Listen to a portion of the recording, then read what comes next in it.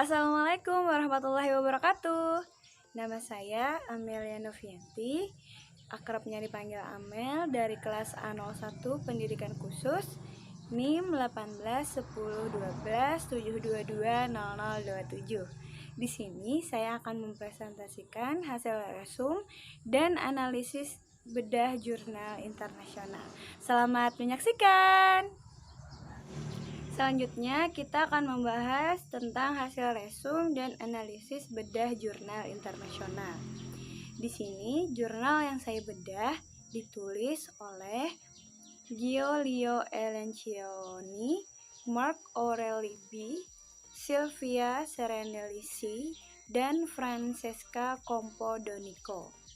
Jurnal ini terbit pada tahun 2010 dengan judul Alarm Signal and Prompt to Eliminate Large Urinary Accident in a Woman with Multiple Disabilities.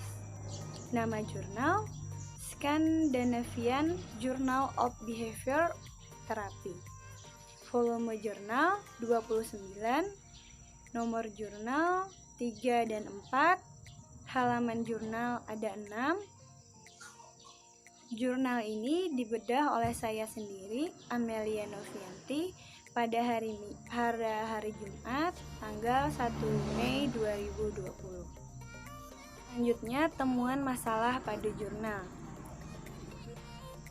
Wanita berusia 31 tahun dan memiliki kecacatan intelektual yang mendalam dengan penglihatan residual dan tuli yang fungsional.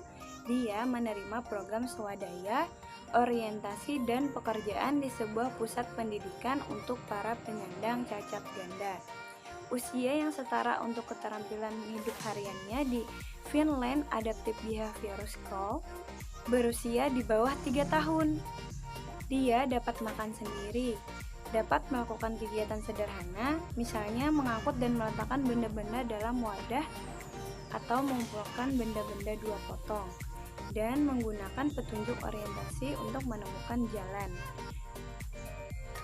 Dia selalu buang air kecil, tetapi dia memiliki beberapa kecelakaan di luar kesempatan itu. Nah, jadi wanita yang berusia 31 tahun itu di sini tidak disebutkan namanya. Dalam jurnal ini dilakukan penelitian untuk mengajarkan kepada wanita itu agar bisa buang air kecil dan pergi ke toilet secara mandiri dengan alat yang diciptakan oleh petugas yang berada di pusat pendidikan para penyandang cacat ganda tadi. Jadi alat yang diciptakan oleh para staf yang bekerja di sana adalah alarm tadi. Jadi, sistem alarm khusus ini ada beberapa macam. Jadi, ada alarm suara untuk para staf yang bekerja dan ada alarm visual untuk wanita yang diteliti tadi. Nah, alarm ini terdiri dari sebuah kotak yang berada di pinggang wanita dan dihubungkan melalui kawat dengan pengencang yang melekat pada kain kecil yang menutupi tisu sekali pakai di dalam pakaian dalam wanita itu. Ada lagi pemancar cahaya dipasang pada kacamata wanita untuk sinyal alarm visual. Nah, jadi alatnya itu berhubungan. Jadi ada yang di mata dan juga ada yang terhubung pada pakaian dalam wanita tersebut. Jadi pada saat mungkin ia dijadwalkan untuk pipis atau buang air kecil, atau celana dalamnya itu sudah basah, nanti akan ada sinyal yang dikirimkan kepada wanita itu bahwa si wanita harus mengganti tisu sekali pakai yang dikenakannya itu dan pergi ke toilet secara mandiri. Selanjutnya, hasil penelitian pada jurnal. Data dikumpulkan selama 6-8 jam sehari. Studi ini dilakukan sesuai dengan desain ABAB, di mana A mewakili kondisi awal, dan kondisi intervensi sebagai B dengan menggunakan sistem alarm urin baseline. Selama baseline, toileting dijadwalkan 5 kali per hari, tersebar di antara jam 10 sampai jam setengah 6. Buang air kecil di toilet menyebabkan makanan favorit. Kecelakaan besar menyebabkan mencuci dan berganti pakaian. Intervensi sebelum fase intervensi pertama. Periode latihan khusus atau intensif 10 hari diprogramkan untuk membuat wanita tersebut benar-benar mengenal alarm visual dan rangkaian peristiwa selanjutnya. Pada periode ini, jumlah kesempatan toileting yang dijadwalkan selama baseline kira-kira setengahnya untuk meningkatkan peluang wanita mulai basah, memicu sinyal alarm dan dorongan untuk segera pergi ke toilet. Di sini wanita itu akan menerima item makanan favorit untuk buang air kecil. Setelah periode latihan ini, jadwal toileting seperti pada awal. Wanita itu terus memakai sistem alarm. Kecelakaan besar diperlakukan seperti pada awal. Kecelakaan kecil menyebabkan penggantian jaringan sekali pakai di dalam pakaian dan kain kecil untuk pengencang sistem. Jurnal dari penelitian ini menunjukkan bahwa sinyal alarm yang dipicu urin dan bisikan dapat secara efektif digunakan untuk menghilangkan terjadinya kecelakaan berkemih yang besar pada orang dengan cacat ganda. Kecelakaan besar digantikan oleh kecelakaan kecil yang tidak menyebabkan gangguan lingkungan dan tidak memerlukan pakaian ganti.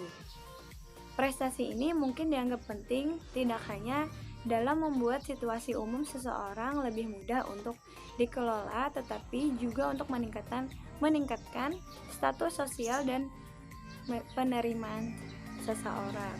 Nah, jadi alarm sinyal ini sangat membantu wanita yang mempunyai hambatan cacat ganda yang sudah saya jelaskan di awal tadi. Itu meringankan agar si wanita itu hanya ibaratnya sedikit saja kesalahan dalam mau buang air kecil itu, tidak sampai beleber atau sampai harus ia mengganti pakaian atau sampai beleber ke lantai atau bagaimana. Nah, jadi alarm sinyal ini sangat membantu selain untuk lebih mudah untuk dirawat oleh para staf yang bekerja di pusat layanan tadi, ia juga dapat diterima oleh orang-orang banyak karena ia sudah bisa buang air kecil dan merawat dirinya secara mandiri.